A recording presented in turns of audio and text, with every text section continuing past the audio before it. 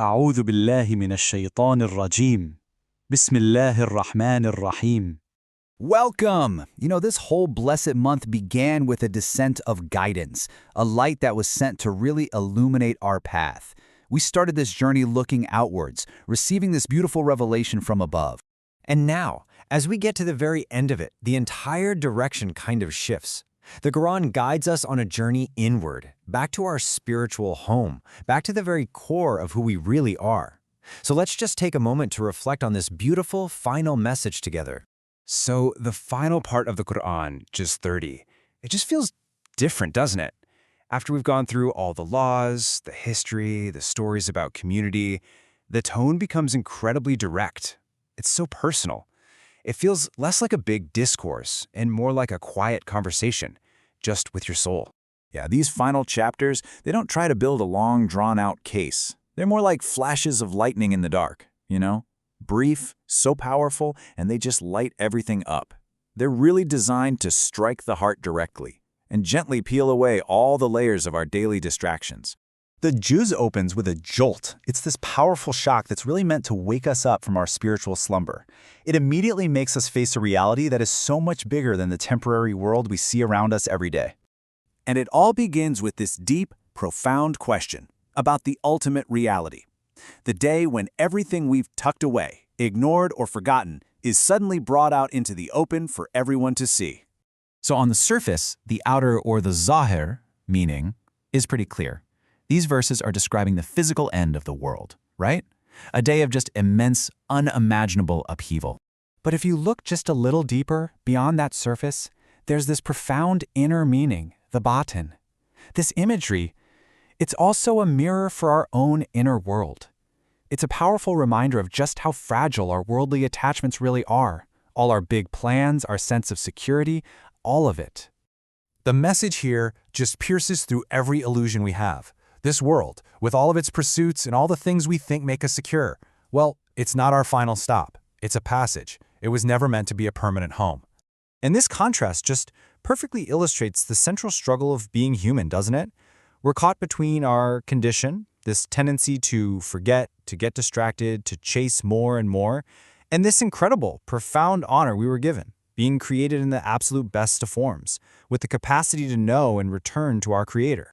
But right in the middle of these stark, awakening warnings, the tone softens. It changes completely. The Quran extends this incredibly gentle and merciful invitation, an invitation back to ourselves and ultimately back to the source of all truth. And where does this journey of return begin?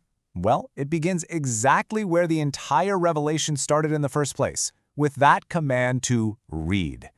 And this isn't just about reading a book, it's about awareness, about turning the heart back towards learning, towards reflection, and towards truth once again.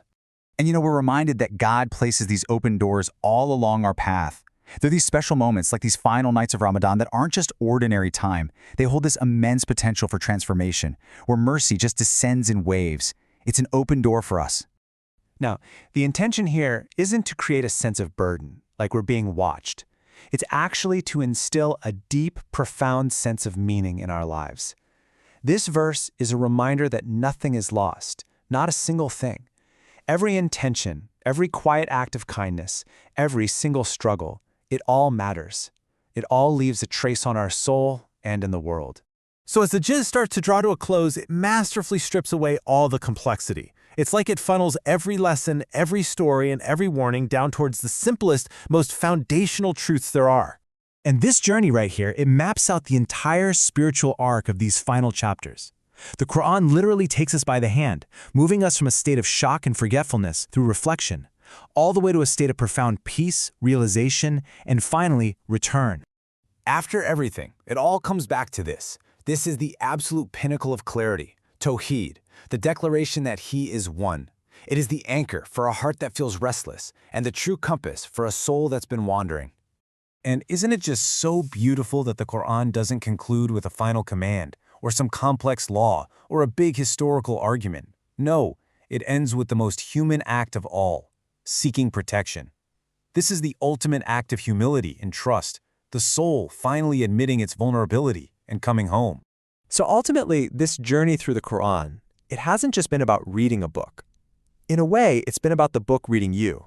It's held up a mirror to your own heart, to your hopes, your fears, and all of your deepest longings.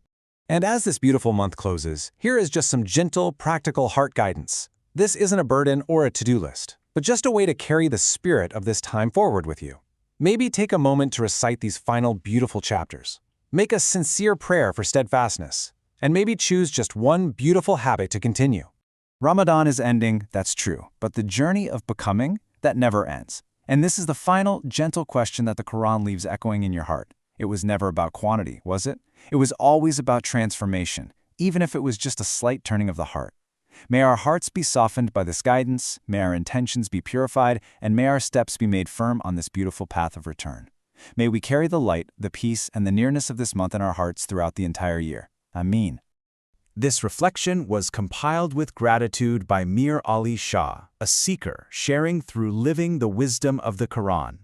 We ask for forgiveness and acceptance for any errors or mispronunciations. Thank you so much for sharing this reflective space with us.